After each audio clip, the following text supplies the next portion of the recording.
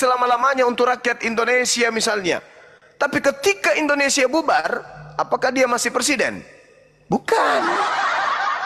Indonesia sudah diberikan kepada bangsa lain. Maka yang menjadi raja di sana adalah orang lain, bukan Pak Prabowo lagi. Nah, ini kuncinya.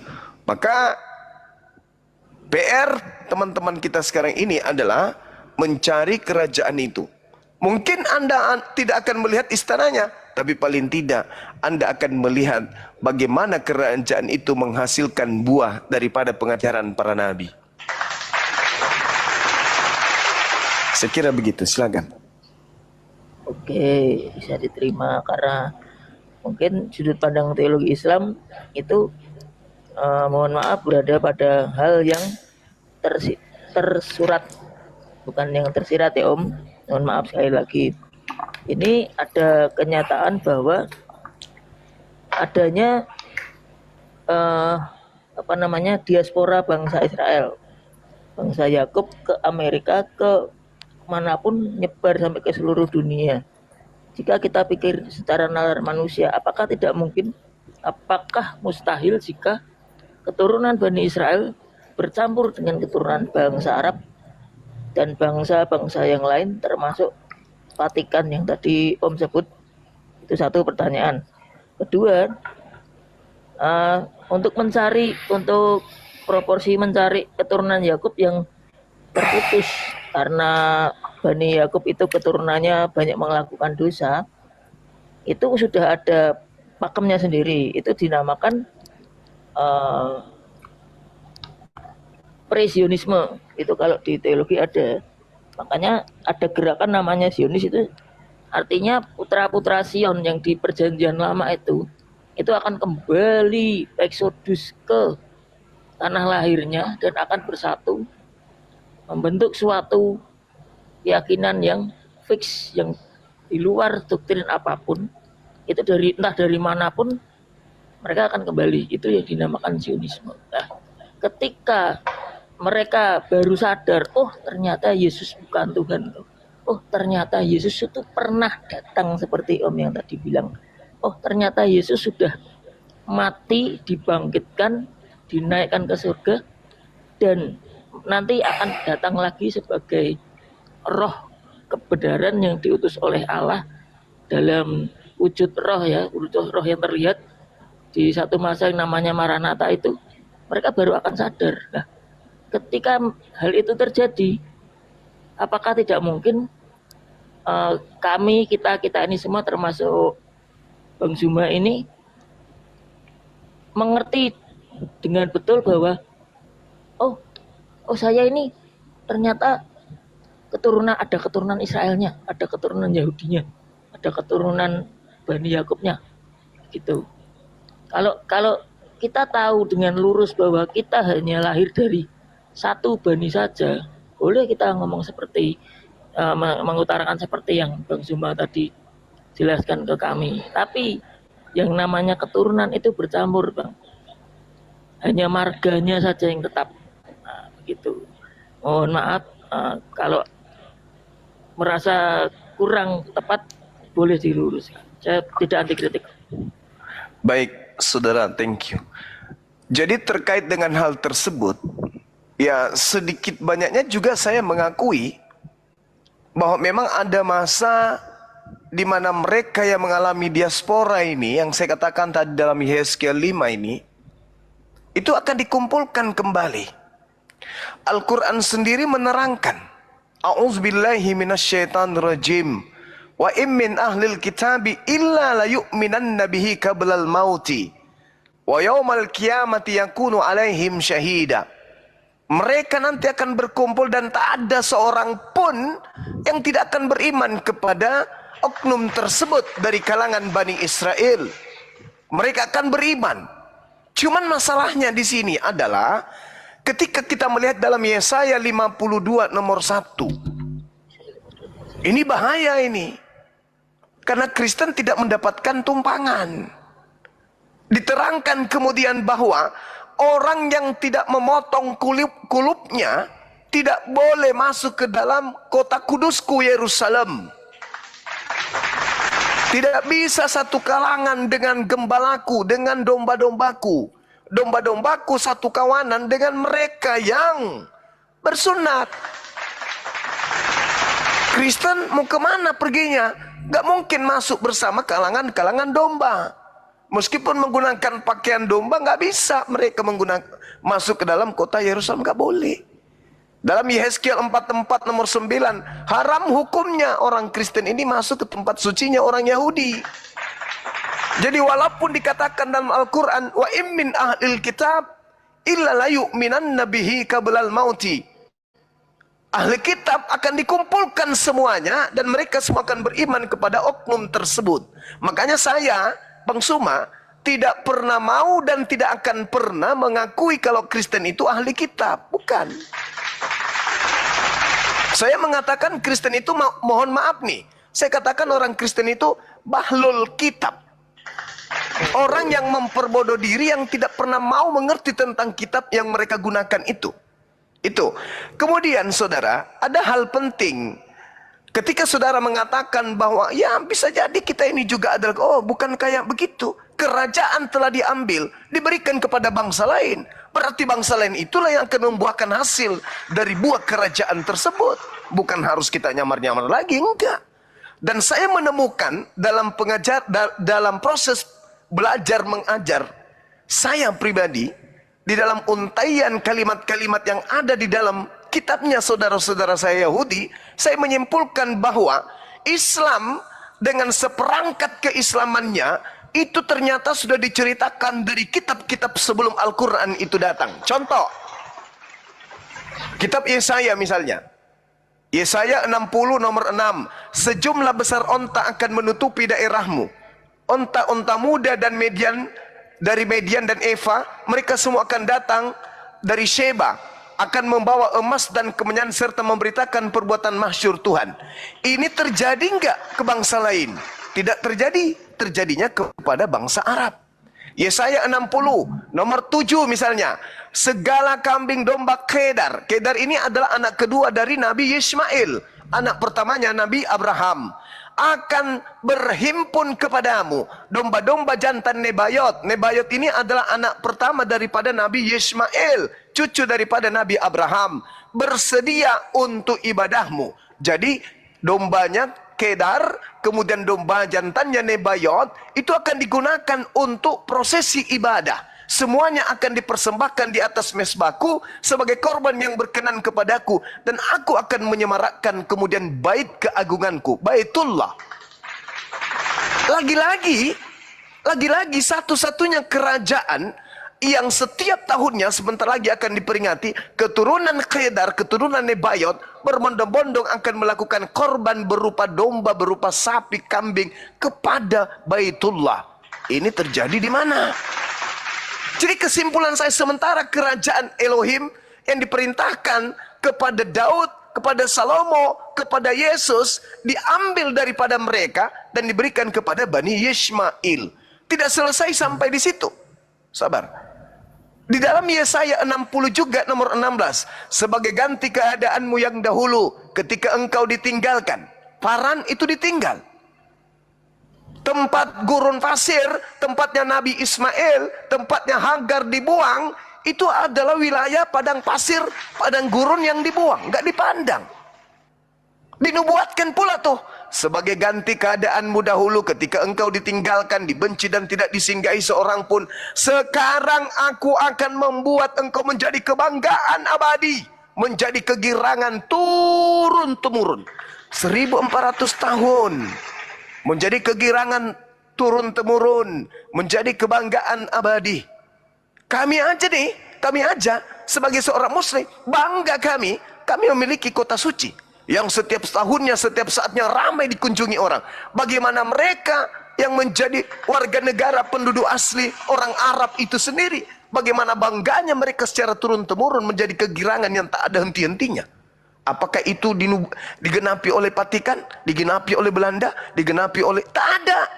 Satu-satunya hanya ada di Arab Saudi sana. Kemudian tidak sampai hanya di situ. Yesaya 60 nomor 11. Pintu-pintu gerbangmu akan terbuka senantiasa. baik siang maupun malam, tidak akan tertutup. Supaya apa? Supaya orang dapat membawa kekayaan dari bangsa-bangsa kepadamu, sedang raja-raja mereka ikut digiring sebagai tawanan. Coba bayangkan, Prabowo sebagai presiden harus ke sana. Siapa lagi? Presiden-presiden yang ada di bangsa-bangsa yang ada di sekeliling kita harus pergi ke sana, bersiara, membawa harta ke sana. Itu nubuat. Dan itu hanya digenapi oleh kaidah yang ada di dalam ajaran agama Islam. Pintu gerbangmu terbuka, baik siang maupun malam, tidak akan tertutup, supaya orang akan datang membawa kekayaan negara-negara, kekayaan bangsa-bangsa kepadamu, sedang pemimpin-pemimpin mereka akan digiring untuk tunduk kepadamu. Jadi mungkin mana lagi kita menolak kebenaran ini? Tak ada yang bisa menolak kebenaran itu.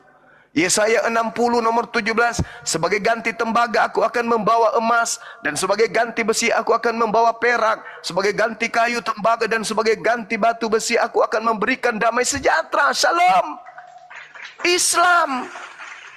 Shalom Islam. Aku akan memberikan Islam dan keadilan yang akan melindungi dan mengatur hidupmu. Masya Allah. Islam diatur dari bangun tidur sampai tidur kembali, itu diatur. Ini nubuat, bukan saya mau mengambil, wah ini pendapat. Enggak, Al-Quran sudah sempurna bagi kami. Tetapi dalam ilmu teologi adalah satu kewajiban pilar keilmuan ketika oknum yang mengatakan dirinya terlibat dalam diskusi perbandingan agama untuk mengkaji dua kitab tersebut. Kitab yang ditenteng saudara Kristen dan kitab Al-Quran itu sendiri. Alhasil, kepada siapa kerajaan itu diberikan kemudian ketika nubuatannya itu sekarang sudah terpapar dengan sangat jelas di mata kita, di pandangan kita dalam kehidupan sehari-hari. Hanya orang yang memperbodoh diri yang mau menolak kebenaran tersebut. Saya kira begitu sementara, silakan. Oh, jadi begitu. Itu opini atau sudut pandang atau gimana itu kan? Ini Yang namanya nubuat, saudara. Nubuat itu ramalan, tidak menyebut nama, tidak menyebut tempat. Betul. Tetapi siapapun yang berkesesuaian dengan nubuat ramalan dengan fakta yang ada, itulah yang diceritakan di situ. Menolak ataupun tidak ditolak, keadaan tak bisa kita pungkiri. Nubuat. Silakan. Oke, nubuat. Jika nubuat itu ramalan, berarti kan nggak selalu benar ya, nggak selalu persis, nggak selalu presisi. Berarti bagaimana dengan nubuatan ini tentang Esau, anaknya Nabi Yakub? Silakan. Nah ini ada di kitab kejadian. Intinya setelah Esau itu merasa dendam kepada bapaknya karena yang Esau itu anaknya Ishak. Iya, saudara Yakub. Saudara Yakub. Esau dendam kepada bapaknya karena lebih mengutamakan Yakub yang memalsukan diri sebagai Esau. Itu bagaimana dengan nubuatan Nabi Ishak itu? Ini Nabi Ishak ya, bukan Nabi Ismail, mohon maaf. Ada kalimat seperti ini. Engkau akan diserakkan ke penjuru dunia. Pedang tidak akan pernah berhenti dari keturunanmu.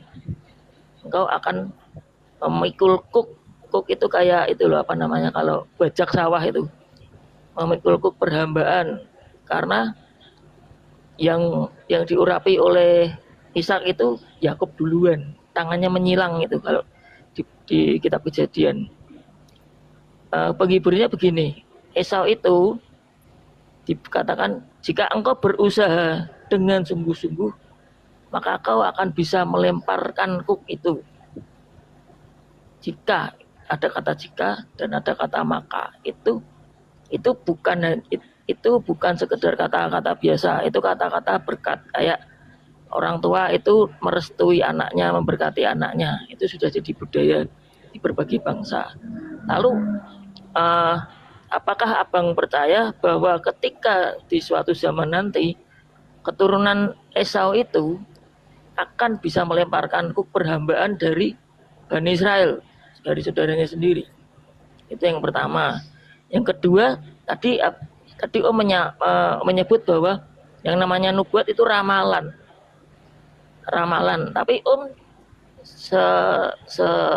pendengar saya menyebut bahwa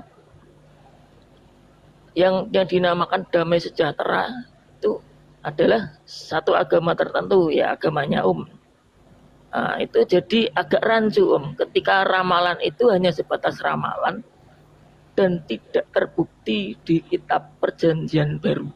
Ya, diganti dengan hukum kasih, diganti dengan hukum yang lebih, menurut saya lebih logis, karena ada di situ Matius 6 ayat 33, carilah dulu kerajaan Allah dan kebenarannya, maka semuanya itu akan ditambahkan kepadamu. Itu menjadi satu pegangan bagi umat Kristen, bahwa ketika kita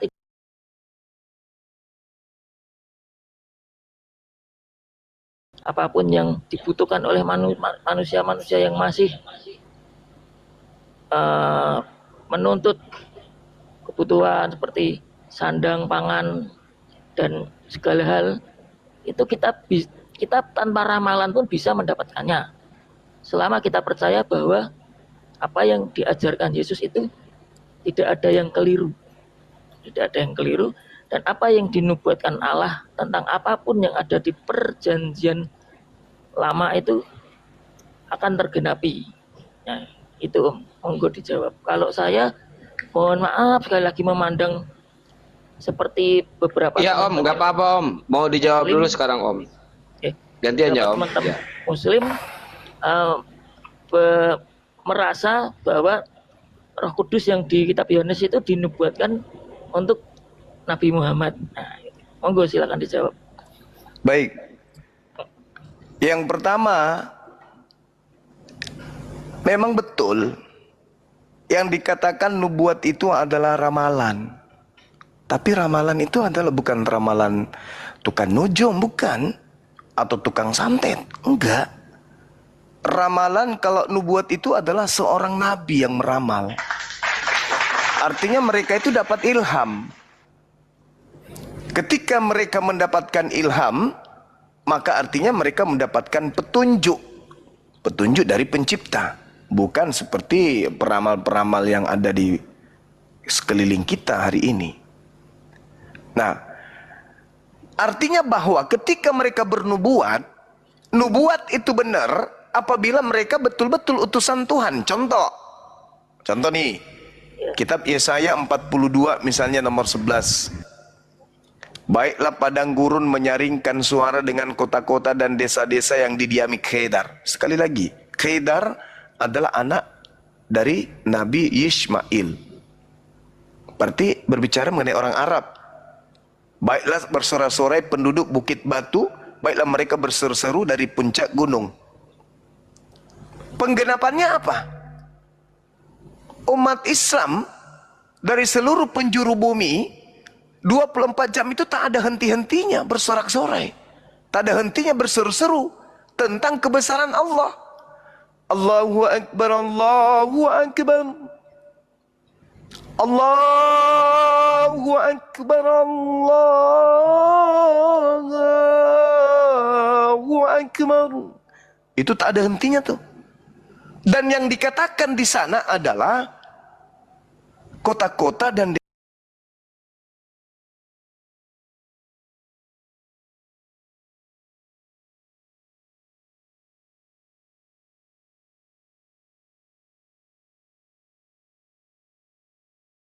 Kedar.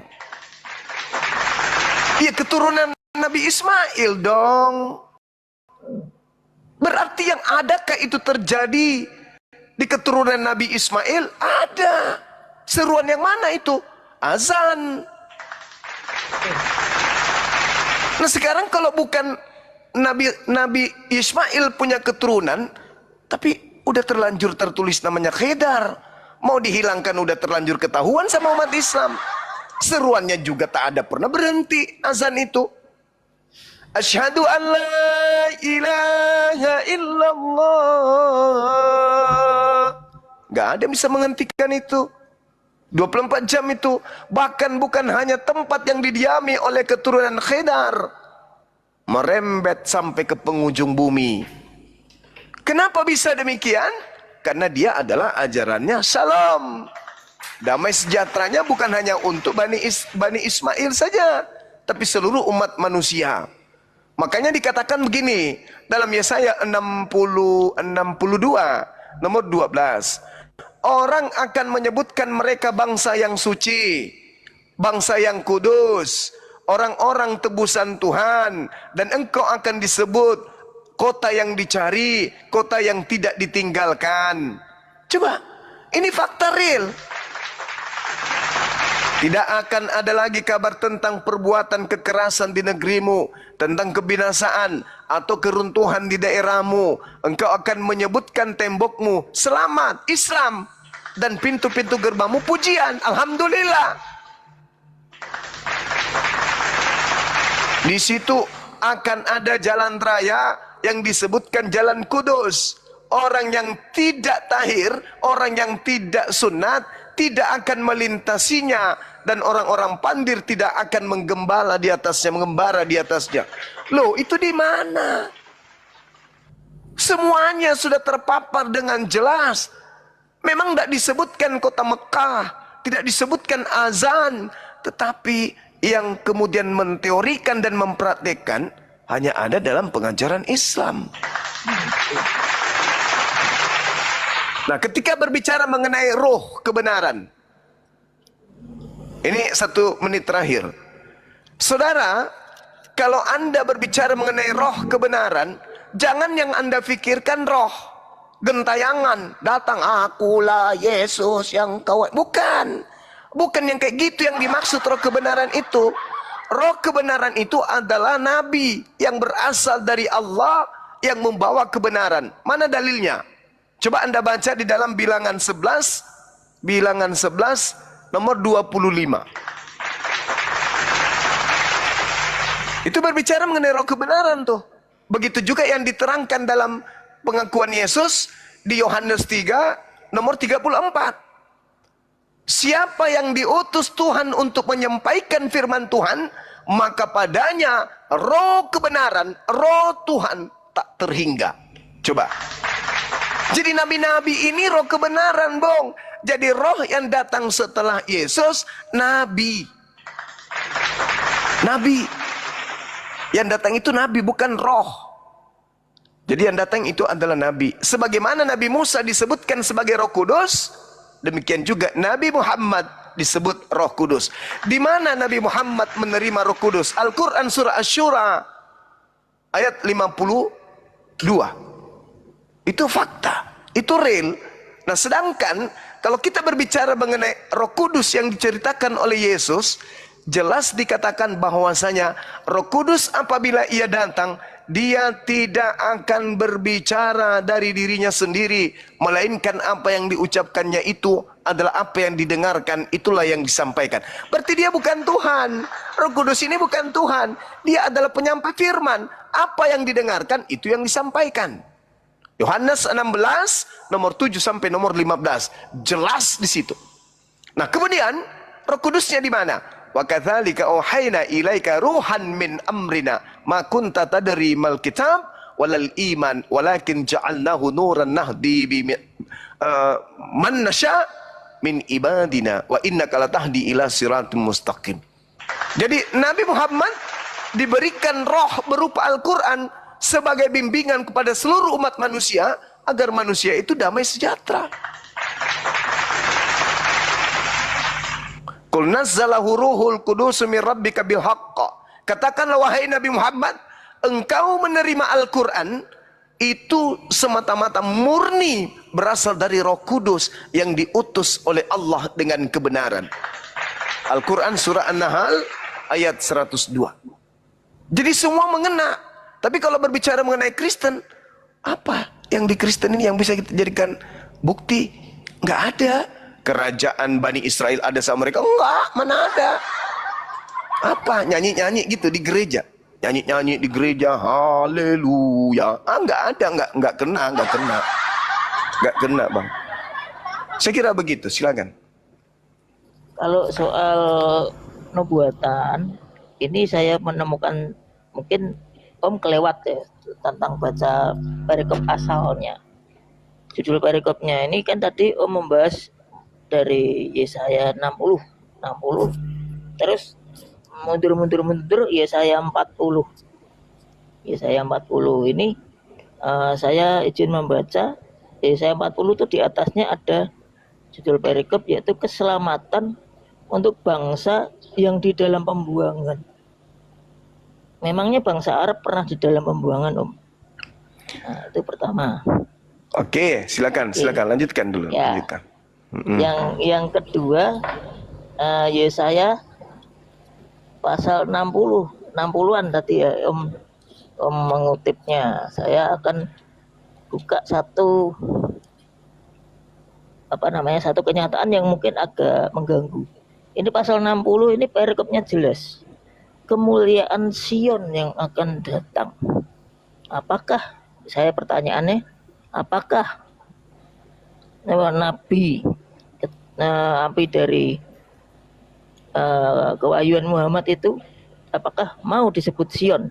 Padahal secara kenyataan jelas Sion itu jadinya Zion. Zion itu bangsa yang terpilih imamat rajani, terus keturunan yang terbaik dari segala yang pernah diciptakan Tuhan.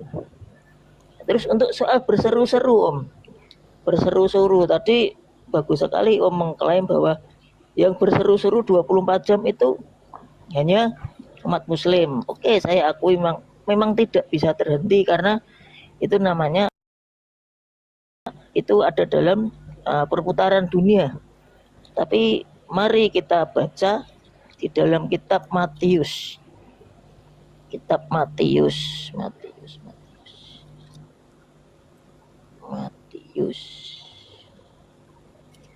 Kitab Matius pasal berapa ya?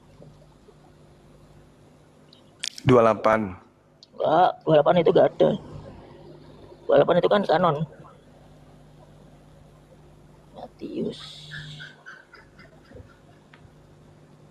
Nah, kitab Matius ini saya ketemukan tentang berseru-seru. Sebentar. Kitab Matius. Yesus Taurat. Bersedekah, berdoa, berpuasa, mengumpulkan harta kekhawatiran, kejahatan khususnya berharga. Ya, sambil tap-tap layar teman-teman ya. Ini izin Kola Roci ini Muslim apa Kristen? Sambil nunggu Bang Benaya. Ya, ini saya lanjut mencari. Daripada nanti saya buka Alkitab TB di HP nanti malah tergulung halamannya.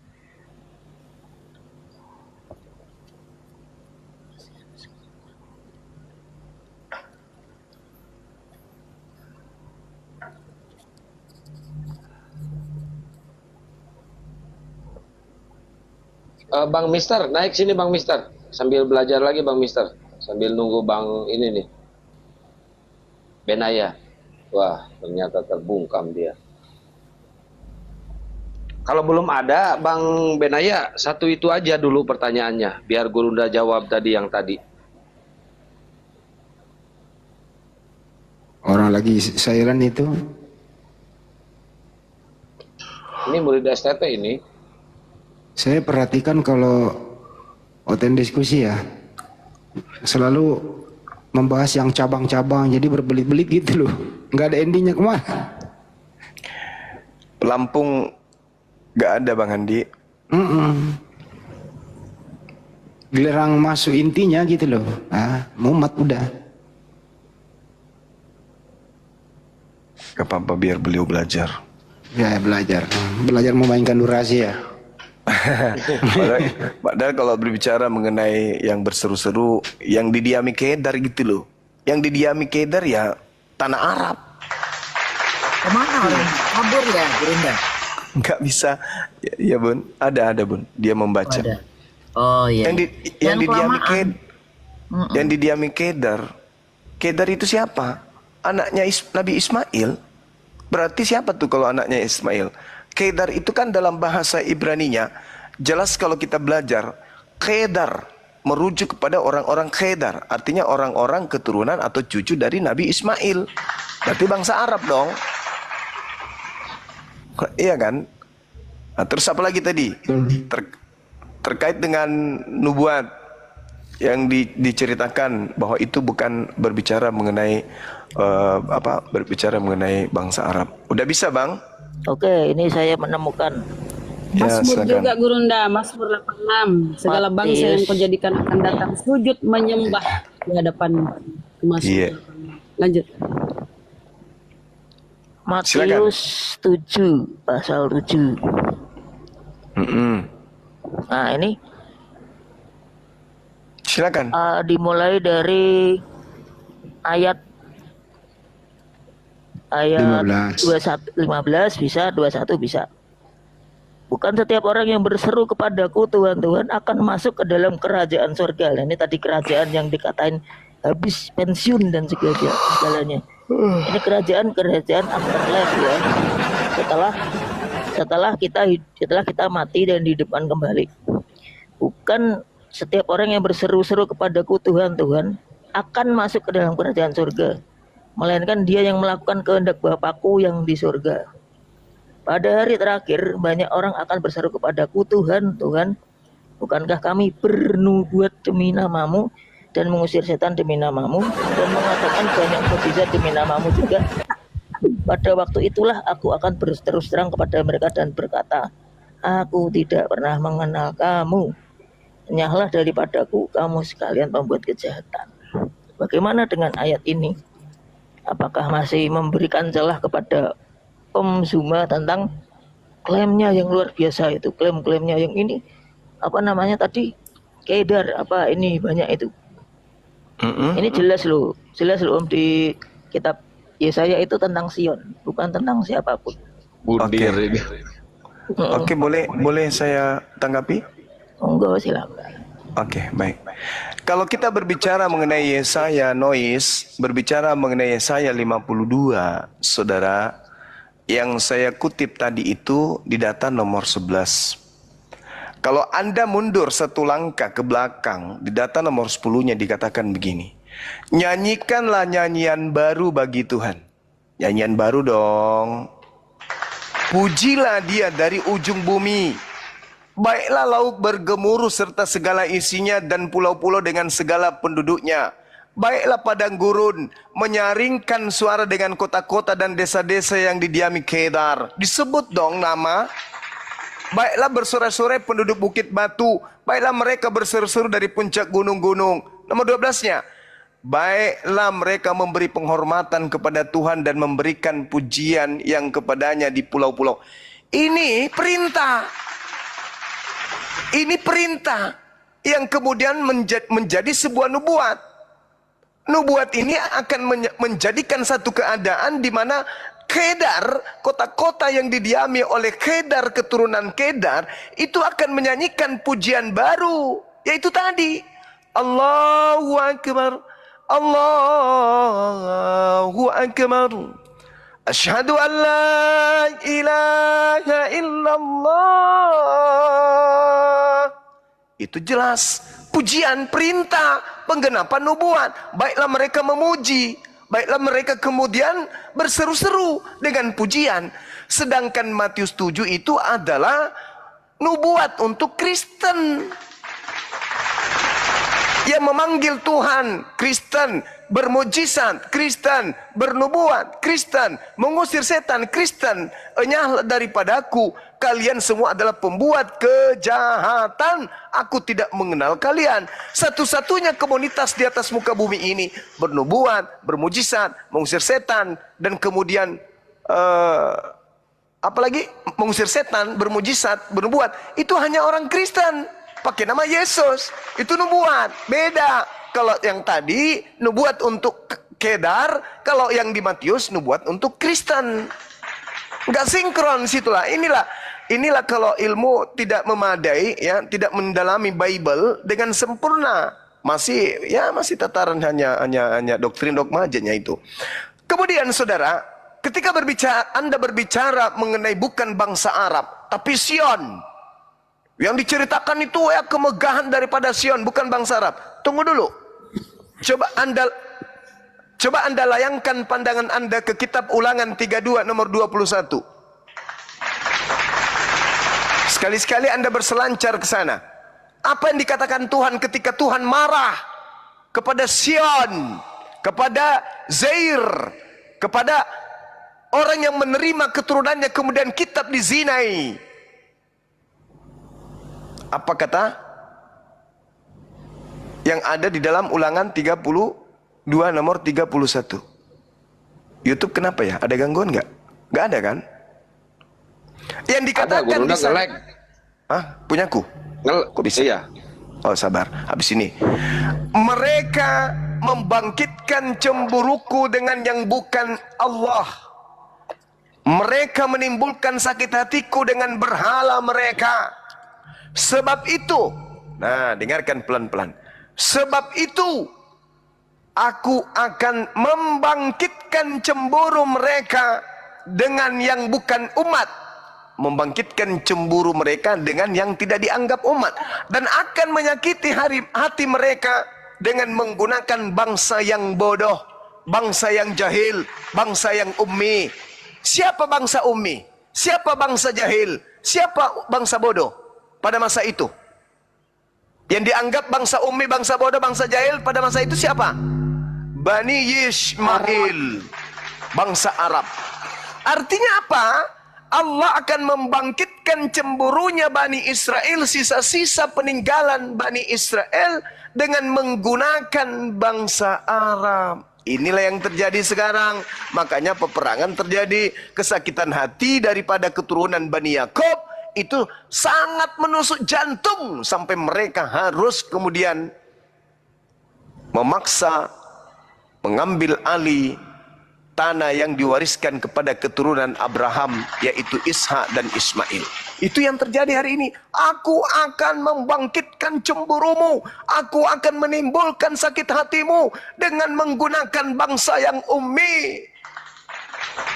Ingat, bukan Mesir, bukan Yunani, bukan Romawi. Kenapa? Karena pada zaman itu mereka sudah punya peradaban. Peradaban Yunani, peradaban Romawi, peradaban Mesir, peradaban India. Satu-satunya bangsa yang tidak punya peradaban pada zaman itu hanya bangsa Arab.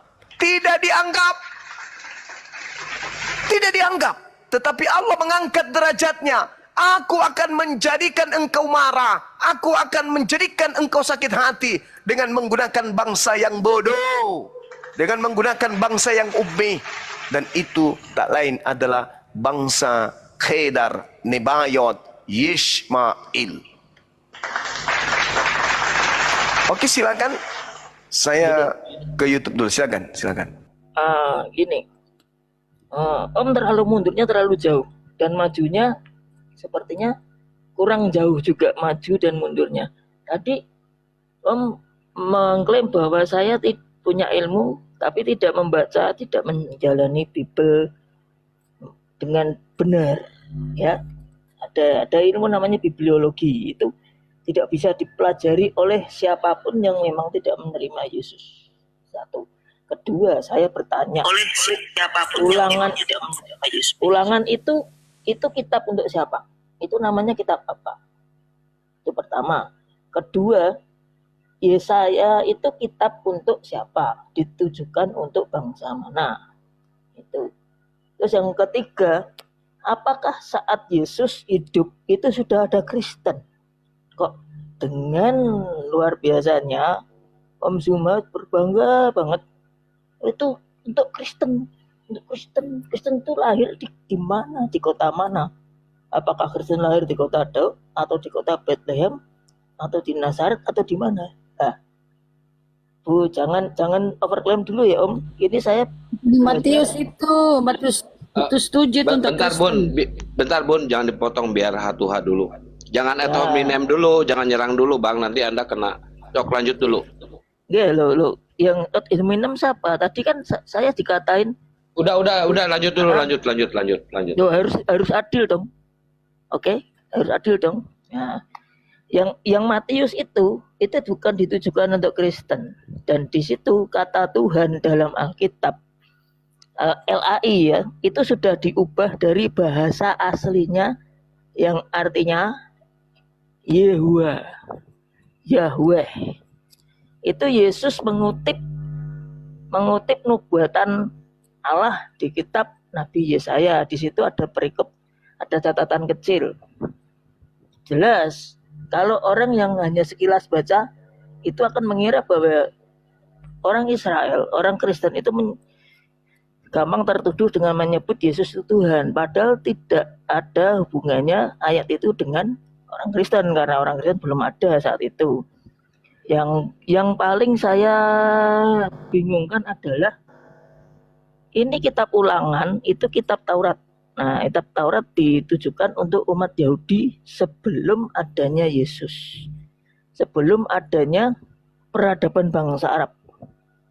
Monggo nanti dicari bangsa Arab itu peradabannya dari tahun berapa dan bangsa Yahudi peradabannya dari tahun berapa, sehingga tidak terjadi overclaim. Oke?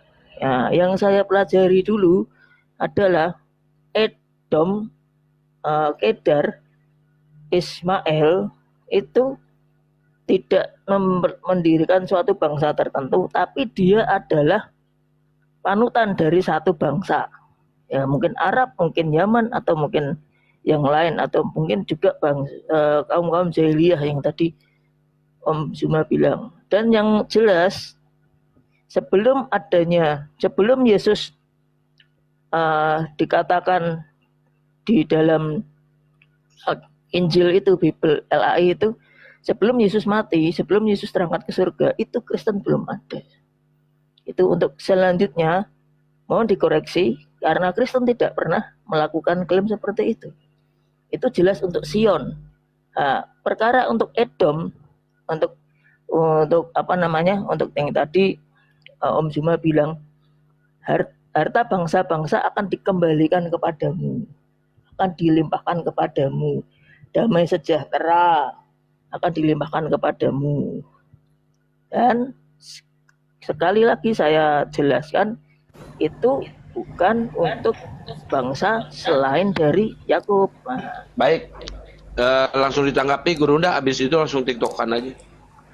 Iya, sekali lagi saya katakan Anda harus memperbanyak belajar lagi ya. Masih minim. Memang betul. Iya, memang fakta. Kalau fakta mau kayak mana? Itu head hominem namanya. Kalau fakta mau kayak mana, Bung? Bukan Saya fakta. harus saya harus mengatakan hitam kepada yang hitam. Saya nggak akan mungkin mengatakan merah kepada yang putih. Saya gitu orangnya. Kalau ente masih butuh belajar, saya katakan ente masih butuh belajar. Ya sama Jangan berarti. ajarin saya. Jangan ajarin saya, Bung. Bukan. Berarti ente Di dalam perlu belajar kekristenan lebih. Oh iya diam dong, dulu. saya juga harus banyak belajar, bukan cuma ente, aku juga. Nah, makanya jangan merasa Jangan sakit dulu. hati. Tetapi seawam-awamnya saya, ente jauh lebih awam tentang itu. Oke, sabar, ini giliran saya. Di dalam kitabnya orang Yahudi diterangkan, apa kata kitab orang Yahudi? Torah sepalanu Mose kehilap Yakub. Torah itu hanya diberikan kepada keturunan Yakub. Itu hak milik kepunyaan Yakub. Oke, sepakat kita di situ. Ulangan 33 nomor 4. Kemudian di dalam kitab Mazmur juga diterangkan, Magib de Rafat de Faraf le Yakub kukaf le Misfatab le Yisrael. Apa yang diberikan Tuhan kepada Yakub dan aturannya untuk Israel, lo asaken lekol goy umis patim bal yedaum, haleluya. Terpujilah Tuhan, sebab aturan yang datang kepada Yakub, hukum-hukum kepada Israel, tidak diberikan kepada bangsa lain. Ente bangsa apa? Ente bangsa apa? Bukan bangsa Yakub kan? Bukan. Nah sekarang ketika berbicara mengenai hukum yang datang kepada Bani Israel, Anda bertanya, bilangan apa? Ya, bilangan itu untuk apa? Yesaya itu untuk apa? Memang betul, itu diwahyukan untuk mereka. Pertanyaannya, siapa Kristen ini? Kok bisa ngambil terjemahan kitabnya orang? Itu satu. Itu tamparan keras buat Kristen tuh. Dalam denom apapun, Itu kitabnya orang Yahudi. Kalian tidak punya hak sama sekali, kecuali kalian ingin nyamar-nyamar. Kedua, kitab tersebut berbicara mengenai nubuatan. Kita udah sepakat nubuatan itu ramalan Nabi. Siapa yang menggenapi di situ? Ya harus kita jelaskan. Yang duduk di situ siapa? Bukan kemudian dinubuatkan di kitabnya Yahudi, lantas kemudian orang Yahudi yang harus mendudukkan. Enggak. Contoh nih, ketika dikatakan Ulangan 18, aku akan mengutus, aku akan membangkitkan seorang nabi yang sama seperti Musa. Aku akan memberikan firmanku di mulutnya. Ulangan 34 nomor 10. Tidak akan ada lagi nabi yang sama seperti Musa yang bangkit dari Bani Israel. Lalu yang seperti Musa siapa? Itu nubuat. Kisah Para Rasul 3 nomor 22-23. Bukankah dalam kitab Tauratmu dikatakan bahwa Tuhan akan mengutus seorang nabi sama seperti Musa, dan akan terjadi siapapun yang tidak mendengarkan nabi itu akan dibasmi dari umat kita. Siapa yang menggenapi? Memang itu adalah kitab yang ditulis oleh Lukas, tapi yang menggenapi siapa? Begitu loh polanya. Orang kalau belajar jangan gengsi kemudian mengakui kebenaran. Nah, sekarang ketika Anda berbicara mengenai Kedar, kan sudah jelas sekali datanya di situ loh. Saya tidak ngarang, diceritakan loh di situ. Nyanyikanlah. Ini kan perintah. Nyanyikanlah nyanyian baru bagi Tuhan. Siapa yang diperintahkan di situ? Siapa yang menggenapi di situ? Mereka yang hidup di kota-kota yang didiami Kedar. Siapa Kedar ini? Bangsa Arab. Alamak, masih pura-pura bingung atau memang Anda ini sangat awam gitu loh? Yang diduduki oleh Kedar Caayu. Siapa yang duduk di sana? Ya bangsa Arab, keturunan Kedar itu bangsa Arab. Coba telinga itu dipakai gitu loh. Karena kita diskusi agama itu kudu harus pakai ilmu. Kemudian Anda mengatakan, Aliteng tidak ada pada zaman Yesus. Yes, thank you. Anda sudah mengakui. Berarti Yesus tidak pernah berbicara langsung kepada oknum-oknum Kristen yang muncul belakangan ini. Matius 7 itu saudara, ketika Anda baca nomor 15-nya, di situ ada pesan yang mematikan buat Kristen. Pesan yang mematikan dan merubuhkan gereja. Jelas di situ, secara konsep ya, bukan secara gedung. Waspadalah terhadap nabi-nabi palsu yang datang kepadamu. Mu, M tambah mu.